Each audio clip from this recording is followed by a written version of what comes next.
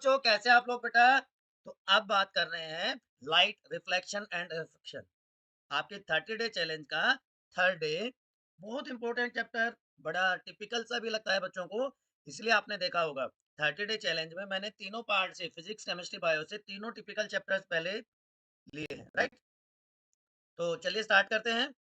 तो लाइट, सबसे पहले हमें पता होना चाहिए कि what are the properties of light. तो देखो बच्चों, सबसे पहली जो प्रॉपर्टी होती है कि light acts as electromagnetic wave, right?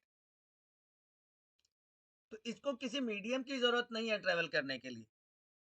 That's why speed of light is maximum in vacuum. 3 × 10⁸ metre per second की स्पीड से वैक्यूम में लाइट ट्रेवल करती है। दूसरी जो इंपॉर्टेंट बात है कि लाइट हमेशा स्ट्रेट लाइन में ट्रेवल करती है, and it is known as, इसको क्या कहा जाता है? It is known as rectilinear propagation. It is known as rectilinear propagation of light. हमेशा स्ट्रेट लाइन में ट्रेवल करेगी। ड्यूअल नेचर होता है कि वेव की तरह भी बिहेव कर सकती है और पार्टिकल की तरह भी बिहेव करती है।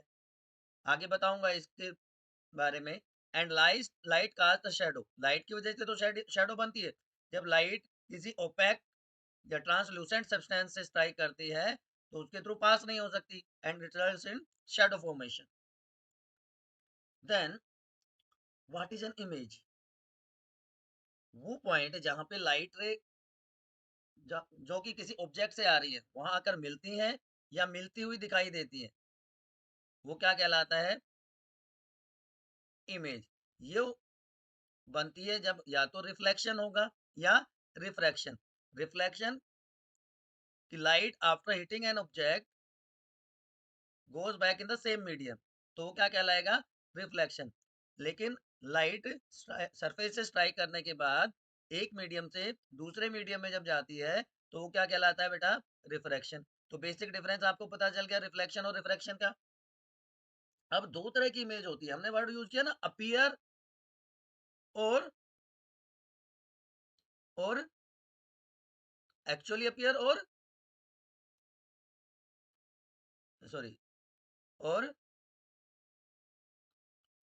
Meet, appear to meet. तो उसकी वजह से दो टाइप की इमेज फॉर्मेशन होती है, real and virtual.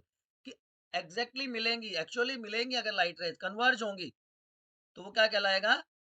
Real image.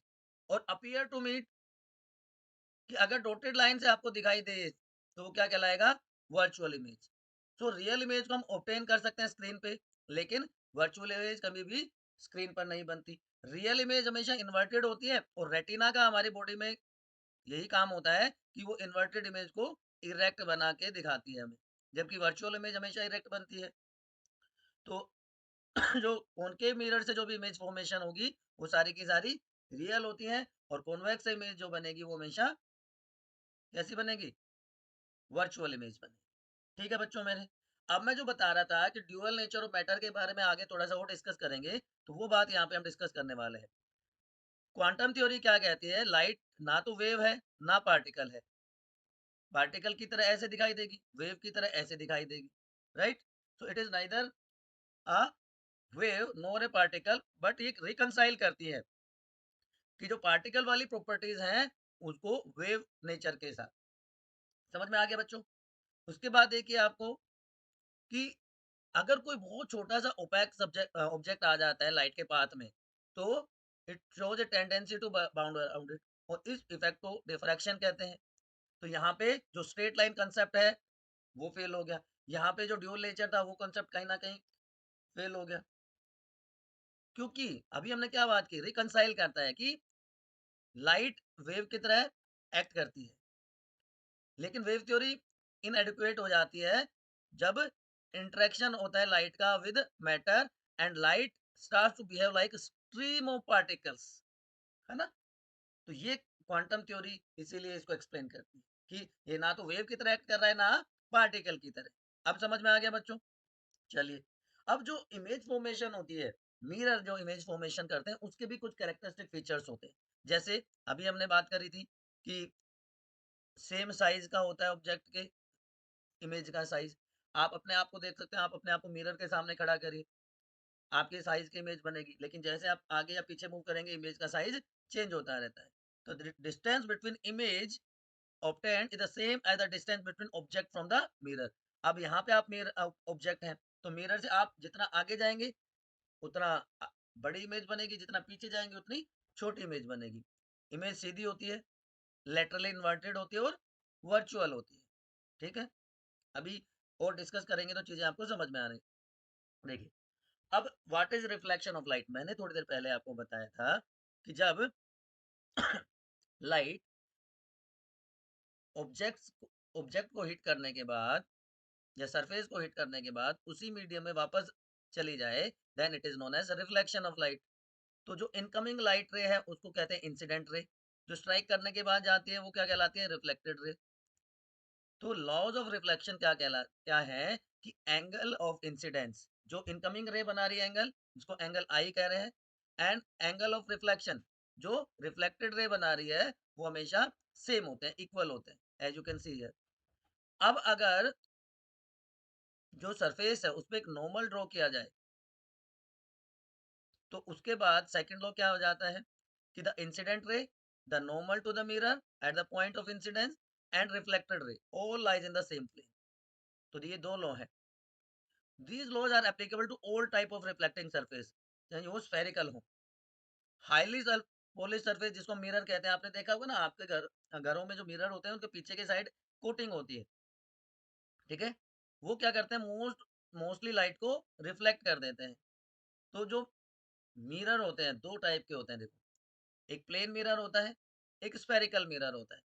Plane mirror जिसकी अभी हम बात कर रहे थे, वो क्या करता है कि उस वो सारी की सारी लाइट को, मोस्टली लाइट को रिफ्लेक्ट कर देता है। तो वो जो इमेज बनाता है प्लेन मिरर, वो वर्चुअल होती है और इरेक्ट होती है। साइज जो है वो इक्वल होगा इमेज का ऑब्जेक्ट के साइज के, अभी हमने डिस्कस किया था। और इमेज जो बनेगी वो उतना ही पीछे की साइड होगी मिरर के जितना कि ऑब्जेक्ट मिरर के सामने होगा, इसलिए इसको लेटरली इन्वर्टेड कहा जाता है। ठीक है बच्चों, उसके बाद स्फेरिकल मिरर्स होते हैं जो दो टाइप के होते हैं, कॉनकेव एंड कॉन्वेक्स। इसको आप घर में इजीली समझ सकते हैं एक स्पून की हेल्प से। देखिए, कर्व्ड सरफेस अगर अंदर की साइड है, अगर शाइनिंग सरफेस अंदर की साइड है तो क्या है, कॉनकेव। और जो बाहर की साइड का सरफेस है शाइनिंग, वो क्या है, कॉन्वेक्स। कॉनकेव अंदर, केव, केव का मतलब गुफा होता है हिंदी में अगर मैं बताऊं तो आपको। तो उसके अंदर की तरफ तो कौन, केव, बाहर कौन, वैक्स। इस तरह से भी आप समझ सकते हैं। या आपने अपने सोसाइटीज में देखा होगा, जो शार्प टर्न्स होते हैं उन पे इस तरह के मिरर्स लगे होते हैं। वो कैसे होते हैं, बताइए आप। तो curved surface of a large shining spoon is curved mirror. Image क्या बनेगी, कॉनकेव साइड में कैसी होगी, अंदर की साइड जो है वो रियल होगी, उल्टी दिखाई देती है आपको और छोटी दिखाई देती है। लेकिन अगर आप इस स्पून को मूव करेंगे अपने से दूर तो इमेज छोटी होती चली जाती है। लेकिन अगर आप अंदर की साइड, बाहर की साइड देखेंगे, आउटसाइड, तो वर्चुअल होगी, इरेक्ट होगी और डिमिनिश्ड इमेज दिखाई देती है। स्पून को दूर ले जाएंगे तो इमेज भी छोटी होती चली जाएगी। तो मोस्ट कॉमनली यूज जो कर्व्ड मिरर है वो कैसे होते हैं, स्फेरिकल मिरर। उसमें कॉनकेव हो सकता है और कॉन्वेक्स भी हो सकता है। क्लियर बच्चों, तो देखो वही चीज, कर्व्ड इनवर्ड अंदर क्या होती है, केव होती है, तो कॉनकेव। Curved outward, convex. तो ये जो मैं पूछ रहा था आपको क्या हो गया, वो क्या हो गया, कॉन्वेक्स मिरर। ठीक है, तो ये दो टाइप के मिरर आपको समझ में आ गए होंगे। अब कुछ टर्मिनोलॉजी है स्फेरिकल मिरर से रिलेटेड जिससे आपको हेल्प मिलेगी न्यूमेरिकल सोल्व करने में। पोल क्या होता है, जो सेंटर है रिफ्लेक्टिंग सरफेस का, जो स्फेरिकल मिरर का सेंटर है वो क्या कहलाता है, पोल। ठीक है, तो जो रिफ्लेक्टिंग सरफेस है वो इस स्फेयर का पार्ट है, तो this P, capital P is called pole. उसके बाद centre of curvature, this capital C, centre of sphere. ये सेंटर किसका था, रिफ्लेक्टिंग सरफेस का था। ये किसका है, स्फेयर का है सेंटर। दोनों में डिफरेंस समझना है आपको। स्फेयर का सेंटर पोल, और it is the centre of, sorry, centre of reflecting surface pole and centre of sphere is centre of curvature. तो कॉनकेव मिरर के केस में ये सामने की तरफ होता है और कॉन्वेक्स मिरर के केस में ये बिहाइंड होता है। Radius of curvature R, radius of curvature C और पी के बीच का डिस्टेंस, ठीक है, centre of curvature and pole के बीच का जो डिफरेंस है वो रेडियस ऑफ कर्वेचर कहलाएगा। प्रिंसिपल एक्सिस एक ऐसी स्ट्रेट लाइन जो पास होती है पोल और सेंटर ऑफ कर्वेचर के थ्रू, वो प्रिंसिपल एक्सिस कहलाएगी। तो चारों point clear, P C R P. चलो, now principal focus and focal length. देखो, दो तरह के हमारे पास मिरर्स हैं, कॉनकेव एंड कॉन्वेक्स। जो रिफ्लेक्टिंग सरफेस है कॉनकेव, केव का मतलब अंदर की साइड है ना, कॉनकेव का मतलब रिफ्लेक्टिंग सरफेस अंदर की साइड है। उसको हम सन की तरफ डायरेक्ट करते हैं और उसको हम जो रिफ्लेक्टेड लाइट है उसको पेपर के ऊपर फोकस करते हैं। आपने करके देखा होगा, तो एक ब्राइट शार्प स्पॉट बन जाता है लाइट का पेपर के ऊपर and after few minutes it catches fire. तो यहाँ पे क्या हो रही है, लाइट रेज, लाइट रेज यहाँ पे क्या हो रही है बच्चों, देखो यहाँ पे क्या हो रहा है, रिफ्लेक्शन के बाद कन्वर्ज हो रही है, इकट्ठी हो रही है। कन्वर्ज का मतलब gets collected because light from the sun is converged at a point, so this point is known as focus, है ना। ये पॉइंट क्या हो गया, जहां पे लाइट रेज कन्वर्ज करती हैं, दैट इज कॉल्ड फोकस। तो इसका मतलब कॉनकेव मिरर कन्वर्जिंग मिरर है, जबकि उल, उल्टा कर दे कॉन्वेक्स के केस में क्या होगा, ये डाइवर्ज हो रही है लाइट रेज, कॉन्वेक्स के केस में डाइवर्ज हो रही है, तो डाइवर्जिंग मिरर हो गया। क्लियर। तो फोकल लेंथ क्या होगी, distance of image from the position of the mirror is called focal length. Distance of image from position of the mirror is called its focal length. तो ये इन दोनों का concave और कॉनकेव मिरर का रे diagram हो गया। ऑब्जेक्ट हमारा इन्फिनिटी पे, याद रखना है इस केस में, ऑब्जेक्ट दोनों केस में इन्फिनिटी पे है। अब कॉन्वेक्स के केस में देख लो, कॉनकेव के केस में देखा हमने, और अब कॉन्वेक्स के केस में, तो distance between pole and principal focus, pole P, F principal focus, उन दोनों के बीच की डिस्टेंस क्या होती है, फोकल लेंथ। कॉन्वेक्स मिरर के केस में को क्या होगा, ये क्या है, डाइवर्जिंग है, वर्चुअल इमेज बनती है, अपीयर जहां पे वर्ड आ जाए, ठीक है ना। तो जहां पे मिलती हुई दिखाई देंगी वो क्या कहलाएगा, principal focus of convex mirror. तो ये कॉनकेव मिरर के केस में था, एक्चुअली मीट कर रही थी, ये कॉन्वेक्स मिरर के केस में था, ठीक है। तो यहाँ पे चीजें आपको क्लियर हो गई। अब देखिए, image formed by spherical mirrors, उसको रे डायग्राम से आप कैसे शो कर सकते हैं। अब आपको पता है क्या क्या चीजें आपने डिस्कस कर ली, कि अगर कोई एक्सटेंडेड ऑब्जेक्ट है जहाँ पे हर पार्ट एक पॉइंट सोर्स की तरह एक्ट कर रहा है, तो इनफाइनाइट नंबर रेज की वहां से निकलेंगी, ये मान लीजिए ये इनफाइनाइट नंबर ऑफ रेज है, राइट। लेकिन हम दो रेज को या तीन रेज को कंसिडर करके चलें, जिससे रे डायग्राम बनाने में आसानी होती है। तो intersection of at least to reflected raise give the position of image at the of the point object. जो हमारा छोटा सा ये ऑब्जेक्ट था, दो रेज, उनका जब इंटरसेक्शन होगा आफ्टर रिफ्लेक्शन, तो वो हमें इमेज की पोजीशन दे देंगे। अब कौन कौन से पॉइंट हम कंसिडर कर सकते हैं, कि या तो रे पैरेलल होगी प्रिंसिपल एक्सिस की, या ए रे पास करेगी थ्रू प्रिंसिपल एक्सिस, रे पास करेगी थ्रू सेंटर ऑफ कर्वेचर, और रे इंसिडेंट करेगी obliquely to the principal axis towards pole P. आपको कुछ समझ में नहीं आया होगा, है ना। चलिए, अब समझ में आएगा। पहला केस क्या है, चार ही रूल है, हम कह सकते हैं there are four rules to explain this. Four rules are there.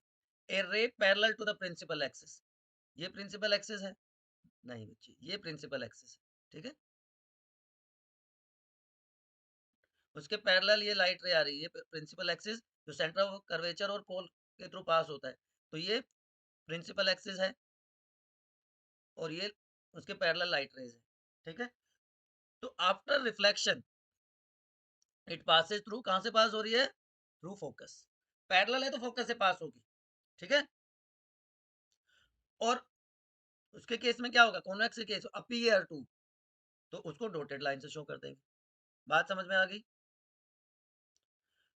A ray through principal focus on a convex mirror अब ये किस में से आ रही है? पास हो रही है प्रिंसिपल फोकस में से आ रही है, तो क्या हो जाएगी?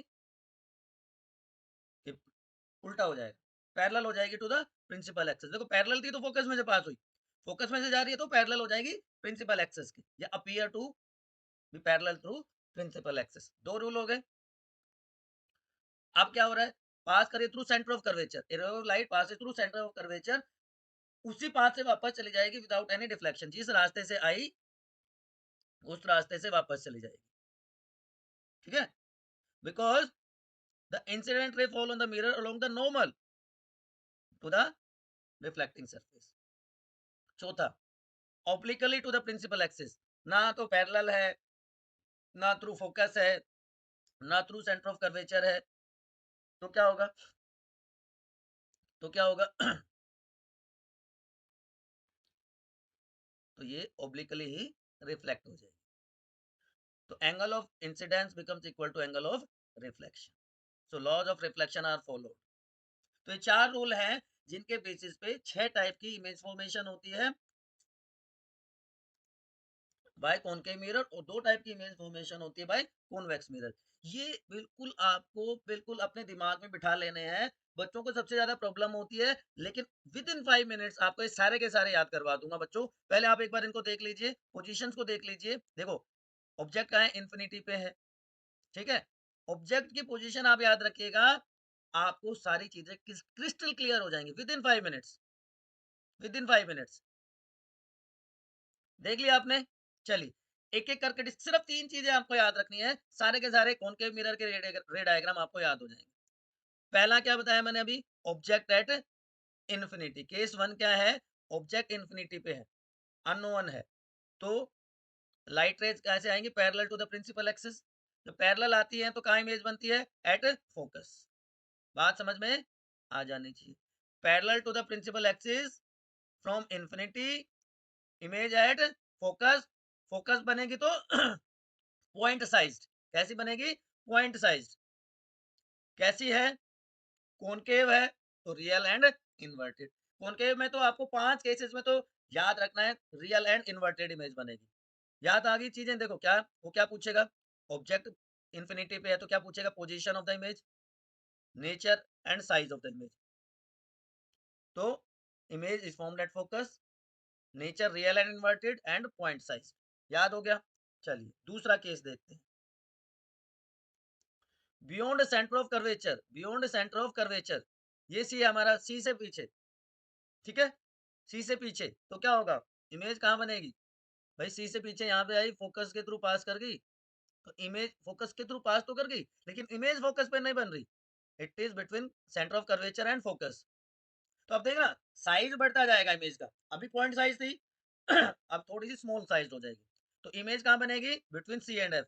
अब देखो पोल से पोजीशन देखना, अभी यहाँ पे थी एफ पे, अब यहाँ पे हो गई है between C and F. Image वही, nature real and inverted, small size. बात खत्म। तीसरा केस, तो ये केस 2 था। Now case 3।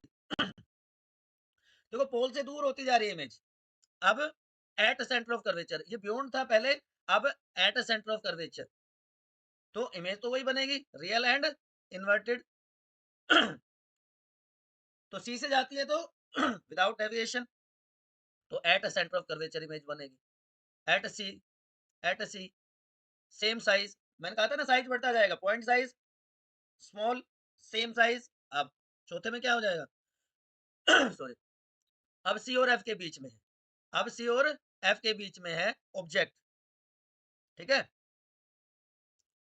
यहाँ पे आ गया, इमेज दूर जाती जाएगी बियॉन्ड से C, beyond centre of curvature, real and inverted, size same था, अब larger than object, larger than object. Case 4 हो गया। अब फिफ्थ में क्या करोगे? ऑब्जेक्ट अब कहाँ गया, ऑब्जेक्ट पोल की तरफ आ रहा है, इमेज पोल से दूर जाती जा रही है। अब जब ये एफ पे आ गया, ऑब्जेक्ट एफ पे आ गया, तो इमेज कहाँ बनेगी, इन्फिनिटी पे बनेगी, रियल एंड इन्वर्टेड और हाईली एनलार्ज्ड, हाईली एनलार्ज्ड।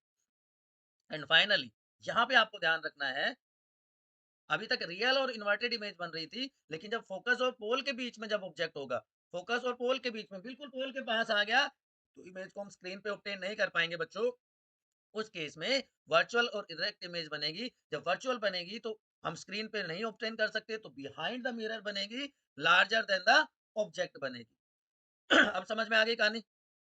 अब देखो 1 मिनट में दोबारा से रिवाइज करवा देता हूँ, क्या था। देखो इन्फिनिटी पे तो इमेज बनेगी फोकस पे, पॉइंट साइज रियल इन्वर्टेड, ये तो आपको याद रखना ही रखना है। बियॉन्ड सी, ऑब्जेक्ट हमारा पोल की तरफ आ रहा है और इमेज पोल से सॉरी दूर जा रही है, between F and C, size बढ़ता जाएगा, रियल एंड इन्वर्टेड। सी पे है तो कोई डेविएशन नहीं, सी पे बन गई सेम साइज, साइज बढ़ गया। अब उल्टा करते चले जाओ, अब देखो सी एंड एफ पे इमेज थी, अब ऑब्जेक्ट सी एंड एफ पे है, तो बियॉन्ड सी बना था, तो यहाँ पे बियॉन्ड सी आ गया, एंड लास्ट हो गए real and inverted. At F image थी, अब ऑब्जेक्ट आ गया एफ पे, तो infinity, infinity, highly enlarged. ठीक है, ये 5 केसेस हो गए। तो ये उसका उल्टा, ये इसका उल्टा, और ये तो सेम है ही। अब इसमें अलग है, ये वर्चुअल एंड डायरेक्ट है, तो behind the mirror and last. तो 1 मिनट में आप सारा कुछ याद रख सकते हो, 1 मिनट। अभी भी अगर कोई कंफ्यूजन है तो एक बार कमेंट सेक्शन में मेरे से पूछ के देखो। चलिए अब आगे चलते हैं, कहाँ का यूज होता है कॉनकेव मिरर, ये भी पूछा जाता है। तो टॉर्च में, क्योंकि क्या है, कन्वर्जिंग है ना, या डाइवर्जिंग है, बताओ। हेडलाइट में यूज करते हैं, शेविंग मिरर, डेंटिस्ट मिरर भी इसको कहा जाता है, और सोलर फर्नेसेस में इसको यूज किया जाता है। चलो एक और एक्टिविटी करके देखना आप। एक कॉन्वेक्स मिरर के सामने आप एक पेंसिल को रखना, तो इरेक्ट और डिमिनिश्ड इमेज बनेगी, लेकिन पेंसिल को जैसे जैसे आप दूर लेते जाओगे मिरर से, इमेज छोटी होती चली जाएगी, फोकस के पास जाएगी। कैसे क्या है, देखो बताता हूँ। Image formation by convex mirror, बड़ा खुश हो गए होंगे आप कि इसमें तो सर दो ही केसेस है, convex mirror, virtual and erect image, दो ही केसेस हैं। देखो एक बार क्या है, पोजीशन ऑफ ऑब्जेक्ट इन्फिनिटी पे है जी, ठीक है, इन्फिनिटी पे है तो सीधी सी बात है इमेज कहाँ बनेगी, एट एफ, फोकस पे। लेकिन वर्चुअल है तो behind the mirror, highly diminished, जिसको हम पॉइंट साइज भी कहते हैं, वर्चुअल एंड इरेक्ट है, between F and P, between infinity and pole, sorry, between infinity and pole, यहाँ कहीं भी हो जाएगी। तो यहाँ पे मान लीजिए हमारा ऑब्जेक्ट है, तो इमेज कहाँ बनेगी, between P and F, principal axis and focus के बीच में बनेगी, बिहाइंड द मिरर है, डिमिनिश्ड है, वर्चुअल एंड इरेक्ट। क्या केस है, देखो ऑब्जेक्ट इन्फिनिटी पे है, इमेज बनेगी फोकस पे, virtual and erect, small sized. लेकिन अगर ऑब्जेक्ट इन्फिनिटी और पोल के बीच में है, तो इमेज बनेगी प्रिंसिपल एक्सिस और फोकस के बीच में, और smaller than the object, virtual and erect. तो मिरर से रिलेटेड कोई भी डाउट है, फटाफट एक बार आप कमेंट सेक्शन में पूछो बेटा। अब ये कुछ यूजेस हैं कॉन्वेक्स मिरर के। रियर व्यू मिरर, आपके गाड़ी में जो साइड वाला मिरर होता है वो होता है, इसलिए उस पर लिखा होता है objects in the mirror closer than they appear, क्योंकि इरेक्ट, डिमिनिश्ड और वर्चुअल इमेज बनती है, ठीक है ना। तो they can have a wider field on, because they are curved outwards, ठीक है ना।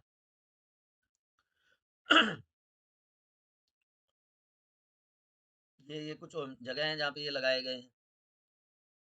चलो, तो स्फेरिकल मिरर्स में के लिए साइन कन्वेंशंस कैसे यूज करें, देखिए सारे के सारे जो व्हाट यू से पोजीशंस हैं, वो पोल से मेजर की जाती है, पोल को ओरिजिन कंसिडर किया जाता है। जो प्रिंसिपल एक्सिस है, ये वाला, इसको एक्स एक्सिस लिया जाता है कोऑर्डिनेट सिस्टम का। जो भी पोजीशंस राइट साइड में होंगी वो पॉजिटिव होंगी, लेफ्ट साइड में होंगी वो नेगेटिव होंगी, अपवर्ड होंगी वो पॉजिटिव होंगी, डाउनवर्ड होंगी वो नेगेटिव होंगी। ये है सिंपल सा Cartesian sign convention for spherical mirrors, ठीक है। यही चीजें हैं। थोड़ा डिटेल में लिखी गई है कि जो एक्स एक्सिस के अलोंग होंगी वो पॉजिटिव है, वाई एक्सिस के जो अलोंग होंगी वो नेगेटिव होंगी, ऊपर की साइड में होंगी वो parallel to the principal axis, वो पोल से मेजर की जाती है, राइट साइड में पॉजिटिव, लेफ्ट साइड में नेगेटिव, ऑब्जेक्ट हमेशा लेफ्ट साइड में रखा जाता है। The sign convention are applied for mirror formula, जिसे आप न्यूमेरिकल सोल्व करेंगे आप। ठीक है, ये है मिरर फॉर्मूला। ये एक रिलेशनशिप है between focal length, distance of object, distance of image. You यहाँ पे क्या है, डिस्टेंस ऑफ ऑब्जेक्ट, ठीक है, वी क्या है, डिस्टेंस ऑफ इमेज, एफ क्या है, फोकल लेंथ। तो स्फेरिकल मिरर्स में distance of object from the pole is called U, distance of image from the pole is called V, distance of principal focus from the pole is called focus. तो 1/f is equal to 1/v plus 1/u। ये सारे situation में, सारी positions के लिए applicable है अगर spherical mirrors हैं तो। समझ में आ गए बच्चों मेरे? चले आगे। चलो, मैग्निफिकेशन क्या है? मैग्निफिकेशन का मतलब है कि एनलार्जमेंट ऑफ द इमेज, कि कितना बड़ा करके हम उसको देख सकते हैं as compare to the size of object. तो it is simply ratio of size of image to size of object.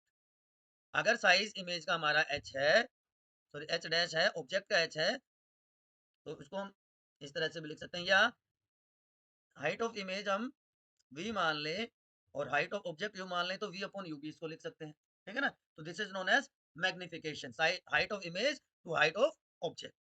Clear?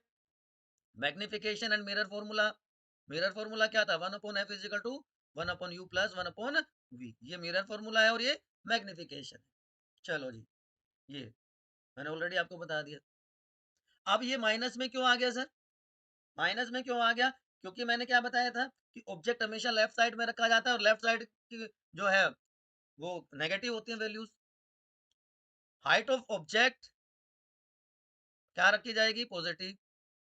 क्यों? ऑब्जेक्ट प्रिंसिपल एक्सेस के ऊपर है। Height of the image is taken as positive अगर virtual image है, और negative अगर real image है। याद रहेगा? चलो, अब आगे चलते हैं, दूसरा फिनोमिनन पढ़ते हैं रिफ्लेक्शन के बाद, रिफ्रैक्शन ऑफ लाइट। कि जब एक मीडियम से दूसरे मीडियम में जो लाइट ट्रेवल करती है तो अपने पाथ से डेविएट हो जाती है, that is known as refraction. वो क्या कहलाता है, refraction. The bending of light when it travels from one medium to another medium is known as refraction of light. वो स्ट्रेट लाइन पाथ को फॉलो नहीं करता। ठीक है, आपने बहुत सारी चीजें अपने डे टू डे लाइफ में देखी होगी। आप एक पानी के ग्लास में पेंसिल डालो, वो बेंड होती हुई दिखाई देती है, और एक कॉइन डालो पानी के ग्लास में, वो ऊपर उठा हुआ दिखता है, या कोई दूसरा ऑब्जेक्ट डालो वो भी इस तरह से उठा हुआ दिखता है। वो सारा किसकी वजह से? That is due to refraction of light.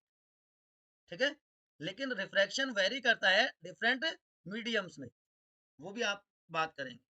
ठीक है, तो एक सिंपल सी एक्टिविटी आप देख सकते हो, कोई भी एग्जांपल आप देख सकते हो। यहाँ पे एक ग्लास स्लैब रख दीजिए आप किसी उसके ऊपर प्रिंटेड मैटर के ऊपर लेटर उभरे हुए दिखते हैं, रेज्ड दिखते हैं। पेंसिल वाला मैंने ऑलरेडी बताया आपको, कॉइन वाला कर सकते हो, या कोई लेमन डाल दो तो ये बड़ा दिखाई देगा आपको साइज में, राइट। तो ये सारा क्यों हुआ? That is due to refraction. तो जैसे रिफ्लेक्शन के लॉज पढ़े थे हमने, हम रिफ्रैक्शन के लॉज भी पढ़ेंगे। जब रेक्टेंगुलर ग्लास स्लैब के थ्रू लाइट पास होती है तो क्या होगा, एयर से ग्लास में गई है light, one medium to another medium, so it will deviate from its original path. ठीक है ना। तो उसमें भी, इसमें भी क्या होगा, ये जो आ रही है लाइट, ये इंसिडेंट रे होगी, जो डेविएट हुई वो रिफ्रैक्टेड रे हो गई, and normal to the interface of two transparent media, ये नॉर्मल हो गया एयर और ग्लास के बीच का। They all lies in the same plane. The ratio of sine of incidence, जो इंसिडेंट रे ने बनाया, to the angle of refraction, जो रिफ्रैक्टेड रे ने बनाया, वो क्या होता है, कांस्टेंट। इसको कहते हैं स्नेल्स लॉ। ठीक है, the ratio of sine of angle of incidence to sine of angle of reflection is a constant, and constant value को क्या कहेंगे, refractive index of second medium with respect to first. इसकी भी बात करेंगे। Refractive index क्या होता है? तो रिफ्रैक्शन के दोनों लॉज समझ में आ गए। चलो, रिफ्रैक्टिव इंडेक्स क्या होता है? देखो, रिफ्रैक्टिव इंडेक्स बच्चों दो टाइप का होता है, relative refractive index and absolute refractive index. Relative में तो क्या करेंगे हम, क्या करेंगे, दो चीजों की, सॉरी, रिलेटिव में तो क्या करेंगे, दो चीजों का कंपैरिजन करेंगे। एब्सोल्यूट में, एब्सोल्यूट में क्या करेंगे, एयर के साथ कंपैरिजन करेंगे। It is ratio of speed of light in a pair of media. Pair of media दो अलग अलग ऑब्जेक्ट्स हो सकते हैं, राइट, दो अलग अलग मीडियम हो सकते हैं। So it is use to measure change in direction of light occurring in two media. हमें पता है लाइट फास्टेस्ट ट्रेवल करती है वैक्यूम में, तो मार्जिनल डिक्रीज होगा, कंसिडरेबली डिक्रीज होगा ग्लास या वाटर में। अब मान लीजिए एक मीडियम हमारा एयर है, दूसरा हमारा ग्लास है, तो speed of light in medium one that is air to speed of light in medium two that is glass. तो V1 हमने एयर में मान लिया, V2 हमने इसमें मान लिया, ग्लास में मान लिया। तो रिफ्रैक्टिव इंडेक्स किसका मेजर कर रहे हैं हम, मीडियम टू का, ग्लास टू का, तो वो पहले आएगा, जिसका कंपेयर कर रहे हैं वो पहले आएगा, जिसके साथ कर रहे हैं वो बाद में आएगा। तो refractive index of glass with respect to air, या refractive index of medium two with respect to medium one. बात समझ में आ गई? चलो आगे चलते हैं। तो ये देखो, अब ये वन टू क्यों कर दिया जी? अभी तो आपने सर वन टू वन किया था, अभी आपने क्या कर दिया, वन टू कर दिया। अब हमें किसका पूछ रहा है, refractive index of medium one with with respect to medium two. तो सीधी सी बात है, जिसका करना है, जिसके कंपैरिजन में करना है, तो V2 अपॉन V1 हो गया। यहाँ पे क्या था, V1 अपॉन V2 था। बात समझ में आ गई? तो एयर और मीडियम ग्लास का कंपैरिजन आपको समझ में आ गया। तो एब्सोल्यूट और रिलेटिव रिफ्रैक्टिव इंडेक्स दोनों समझ में आ गए। रिलेटिव में तो कंपैरिजन है दो मीडियम का, और एब्सोल्यूट में क्या है, speed of light in air and speed of light in the medium, उसके साथ कंपेयर करना है, तो C अपॉन V हो जाएगा। अगर दोनों मीडियम अलग अलग है तो V1 अपॉन V2 हो जाएगा, या V2 अपॉन V1 हो जाएगा। अब ये कुछ वैल्यूज आप देख सकते हैं, एनसीईआरटी में भी दी हुई है। द एब्सोल्यूट रिफ्लेक्टिव इंडेक्स को हम रिफ्रैक्टिव इंडेक्स कहते हैं। वाटर का है 1.33, क्राउन ग्लास का 1.52। तो एबिलिटी है किसी भी मीडियम की टू रिफ्लेक्ट लाइट, उसको ऑप्टिकल डेंसिटी के फॉर्म में मेजर करते हैं, ना कि मास डेंसिटी के। तो ऑप्टिकली डेंसर मीडियम है, उसका जो मास डेंसिटी है वो ज्यादा हो सकती है। केरोसिन ऑप्टिकली डेंसर है वाटर से, लेकिन मास डेंसिटी वाटर से इसकी कम होती है। ठीक है, याद रहेगा। चलो अब देखो, टुवार्ड्स नॉर्मल बैंड होगी या away from the normal band होगी, वो डिपेंड करेगा ऑप्टिकल डेंसिटी पे। रेयर और डेंसर दो वर्ड है। रेयर का मतलब, जो रेयर कहते हैं ना, जो कभी कभार मिलता है, मतलब दूर, कि अगर पार्टिकल के हिसाब से हम उसकी बात करें तो ये दूर दूर हो गए। डेंस का मतलब क्लोज टू ईच अदर, मतलब सॉलिड डेंस होता है, लिक्विड उससे कम डेंसर है, और गैसेस रेयर होती हैं। ठीक है, ऑप्टिकली रेयर से मतलब है, या optically denser. Large refractive index जिसका होगा वो डेंसर होगा, स्मॉल या लो रिफ्रैक्टिव इंडेक्स जिसका होगा वो ऑप्टिकली रेयर होगा। तो स्पीड ऑफ लाइट हायर होगी रेयर मीडियम में, क्योंकि वहां पे पार्टिकल्स कम है, तो डिफ्लेक्शन कम होगा।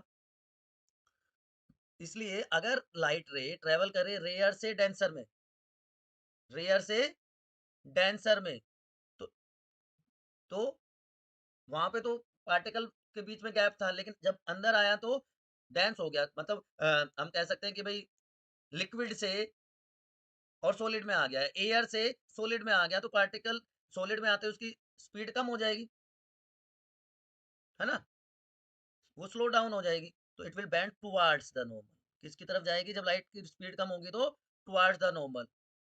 लेकिन जब उल्टा होगा कि डेंसर से रेयर में जाएगी, भाई आप भीड़ भाड़ वाली जगह पे थे और एकदम से खुली जगह पे आ गए, तो आपको ज्यादा स्पेस मिल गया, तो आप दूर चले गए ना, तो it will move away from the normal, denser से रेयर में अवे, रेयर से डेंसर में टुवर्ड्स। बात समझ में आ गई? चलो, अब रिफ्रैक्शन बाय स्फेरिकल लेंसेज, ऐसा ट्रांसपेरेंट मीडियम जिसके दो सरफेस हो, वो क्या कहलाएगा? लेंस कहलाएगा। ठीक है, you can C different type of lenses है। तो या स्पेक्टिकल्स में या मैग्नीफाइंग ग्लासेस जो होते हैं या जो वॉच मेकर्स के पास होते हैं, वो सारे लेंसेज के एग्जांपल्स हैं। अगर लेंस में सिर्फ एक स्फेरिकल सरफेस हो तो दूसरा कैसा होगा? प्लेन होगा। प्लेनो कॉन्वेक्स, प्लेनो कॉनकेव, क्योंकि रिफ्लेक्टिंग सरफेस कैसा है? एक है। यहाँ पे रिफ्लेक्टिंग सरफेस दो है। ठीक है, अब देखो, तो हम बात कर रहे हैं दो वाले की, a lens with two spherical surfaces, तो इसका मतलब वो डबल कॉन्वेक्स लेंस हो गया। थिक होगा मिडिल में, थिन होगा एजेस पे, ये कन्वर्जिंग होगा। कॉन्वेक्स कन्वर्जिंग, देखो यहाँ उल्टा है। ठीक है, कॉन्वेक्स कन्वर्जिंग।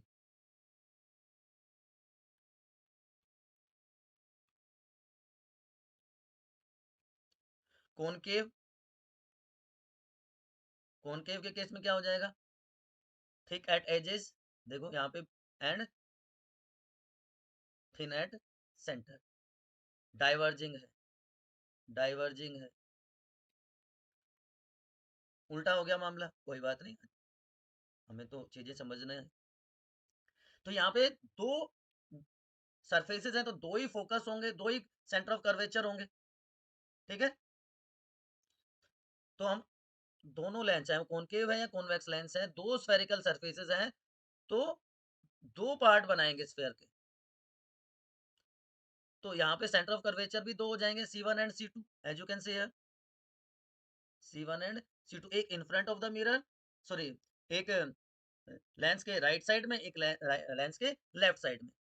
वो इमेजिनरी लाइन जो पास करेगी सेंटर ऑफ कर्वेचर के, उसको प्रिंसिपल एक्सिस कहेंगे। वो कोई दिक्कत नहीं है, वो सेम रहेगा।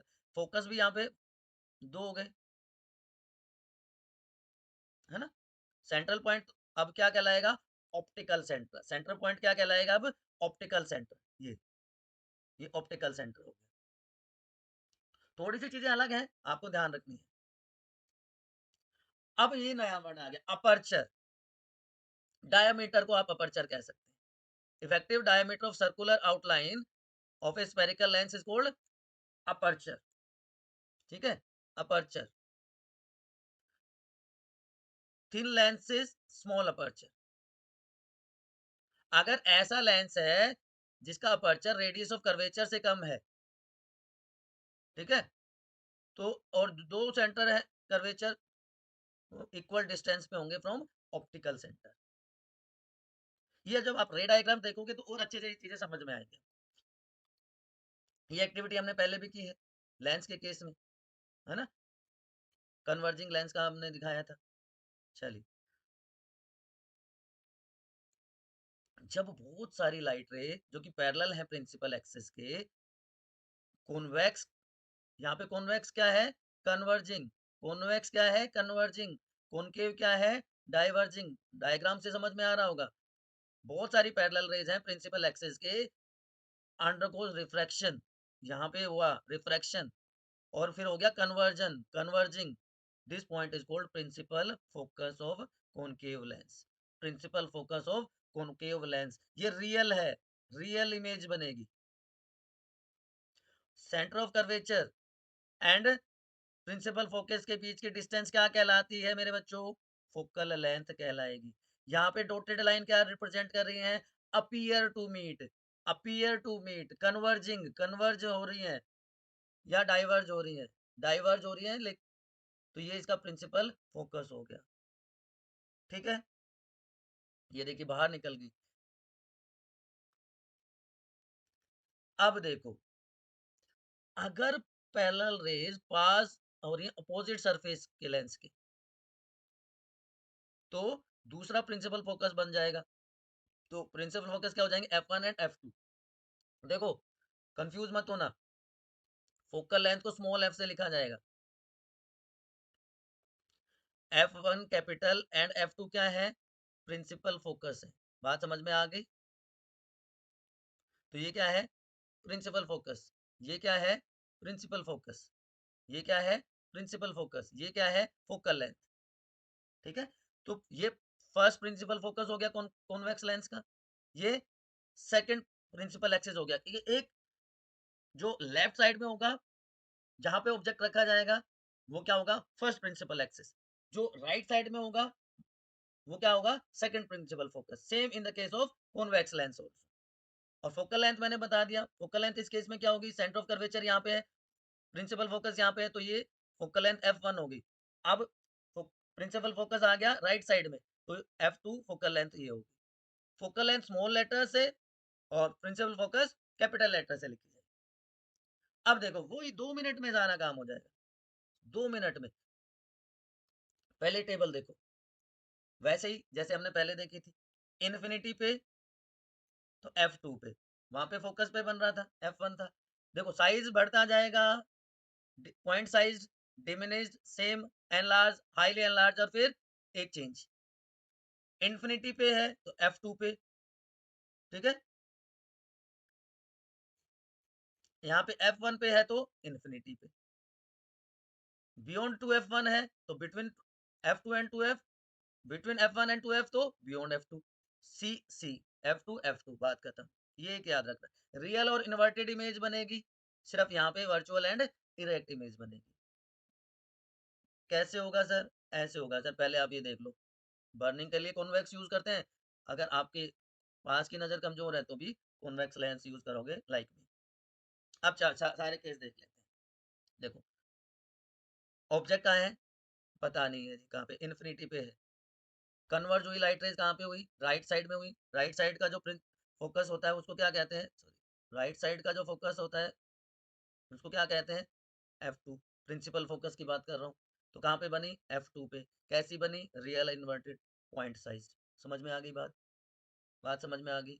2F2, F1 F2 अभी भूल जाओ। ठीक है? अब क्या है जी? बियॉन्ड सी, मतलब पास में आ गई थोड़ी सी इमेज। कहाँ बनेगी? ऑब्जेक्ट पास में आ गया तो देखो, अब पोजीशन कहाँ जाएगी? ये पोल से दूर होगा, तो राइट साइड में बन रही है। रियल और इन्वर्टेड कहाँ कहाँ पे है? Between between F2 and C2। Between C and F बनती है, बिटवीन C एंड F बनती है। C तो हो गया, क्योंकि राइट साइड में तो C2 principal focus, right side में तो F2, तो C और F के बीच में बन गया और डिमिनिश्ड है। सेम चीजें हैं, बस थोड़ा सा, क्योंकि दो सरफेसेस हैं तो F 2 बार है, C 2 बार है, इसलिए थोड़ा सा बच्चे कंफ्यूज हो जाते हैं। ये ऑब्जेक्ट है, इधर इमेज है, तो इधर U है, इधर V है, सीधी सी बात। तीसरा केस, थर्ड वन, एट सी, कोई डेविएशन नहीं, वापस उसी पाथ से, जिधर से आया उधर से गया, मैं इधर आया मैं उधर गया, ये हो गया काम। एट सी, C2 सॉरी। ठीक है? C1 से आया, C2 सेम साइज। नेक्स्ट चलो, between F1 and C1। F और C है, एग्जैक्टली F और C है, ये F और C ही तो है। लेकिन यहाँ पे क्योंकि राइट लेफ्ट साइड में तो C1, यार ये थोड़ा सा कलर कॉम्बिनेशन, यहाँ पे C1। ठीक है? और F1, आप देखिए वही कंडीशन पास आता जा रहा है टुवर्ड्स पोल, यहाँ पे है, तो एन लार्ज इमेज बनेगी, big size, between beyond C, real और इन्वर्टेड। फिफ्थ केस में क्या हो जाएगा? ऑब्जेक्ट कहाँ है हमारा? एट F1, एट F1, तो इन्फिनिटी पे उल्टा हो गया। रियल इन्वर्टेड, हाईली मैग्नीफाइड, क्योंकि पता ही नहीं है कहाँ पे है। एंड लास्टली ये थोड़ा सा ध्यान रखना है, बिटवीन लेंस एंड F1, मतलब लेंस का मतलब पोल एंड F, तो मैग्नीफाइड बनेगी, वर्चुअल एंड इरेक्ट बनेगी, behind the object, behind the object, मतलब लेफ्ट साइड में ही बनेगी। अब यहाँ नहीं बन रही। तो ये 6 केसेस थे, बिल्कुल आसान है, 1 मिनट में आप समराइज कर लोगे। इसी तरह हम कॉनकेव के लिए यूज कर सकते हैं, कि कैंडल की एक्टिविटी आप करके देखिए। बर्निंग कैंडल को एक कॉनकेव लेंस के पास लेके जाइए एक साइड में, और ये सारी ऑब्जर्वेशन आप जितना दूर लेके जाओगे इमेज छोटी होती चली जाएगी। यहाँ सिर्फ दो केसेस है, infinity between infinity and optical centre. At F1 virtual and direct image बनेगी, पॉइंट साइज एंड डिमिनिश्ड।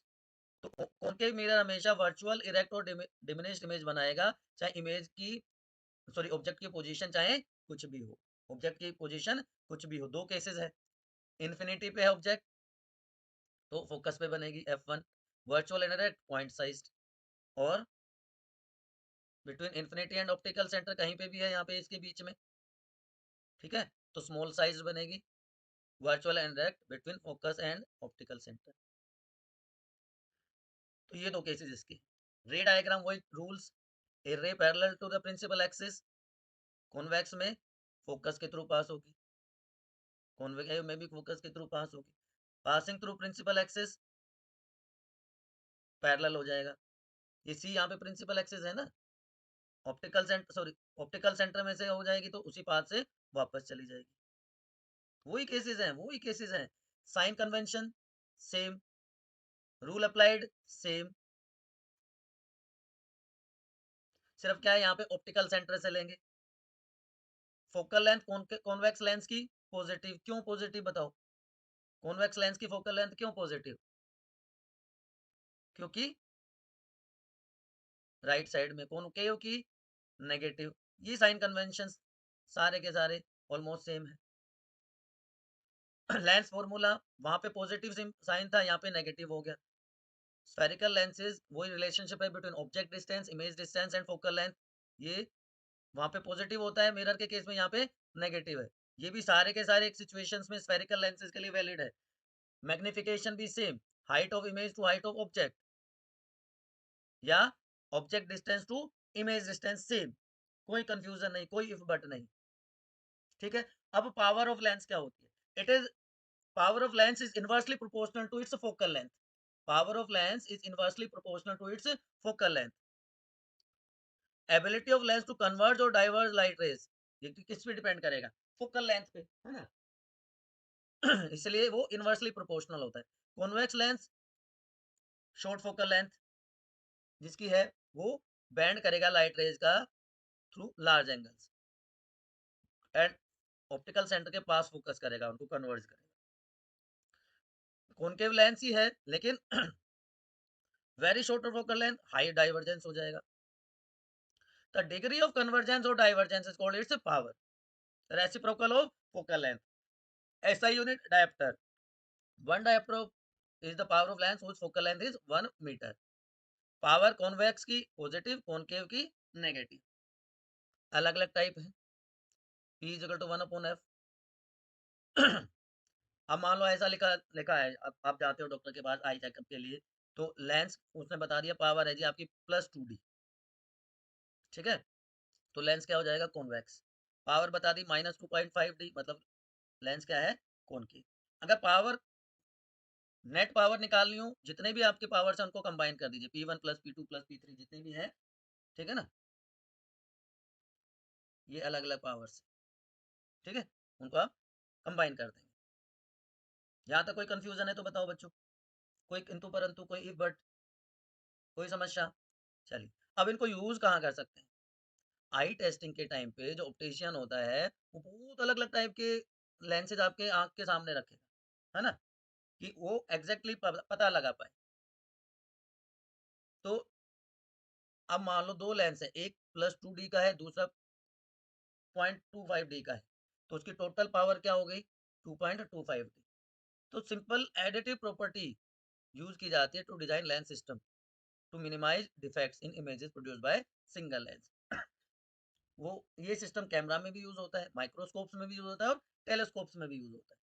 तो this is your very tricky chapter, जिससे आप बहुत डरते हो, सिंपली वे में आपके लिए क्लियर कर दिया विद इन 1 आवर। फिर भी अगर कोई कंफ्यूजन है तो आपको क्या करना है? आपको अपने स्टडी डेस्टिनेशन के कमेंट सेक्शन में हमेशा की तरह पूछना है। बायोनीति के कमेंट सेक्शन में आपको पूछना है बच्चों में, बायोनीति आर सारे नोट्स PDF फॉर्म में आप कहाँ से? डिस्क्रिप्शन से डाउनलोड कर लोगे। अपने फ्रेंड के साथ अगर 30 डे चैलेंज नहीं शेयर किया है तो अभी शेयर कर दो। चैनल पर नए आए हैं तो सब्सक्राइब करके एक लाइक कर दीजिए एंड कीप स्टडिंग।